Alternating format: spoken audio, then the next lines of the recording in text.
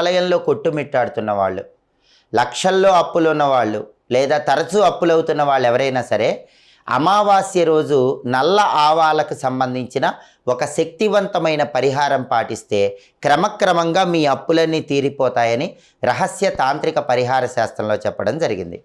అమావాస్య రోజు మీరేం చేయాలంటే నల్ల ఆవాలు కొన్ని చేతిలో పట్టుకొని మీ ఇంటి పైభాగంలో మేడపైకి వెళ్ళి ఆ నల్ల ఆవాలు చేతిలో పట్టుకొని అప్పులు తీరిపోవాలి అనుకుంటూ ఆ మేడ మొత్తం కూడా 3 సార్లు తిరగండి.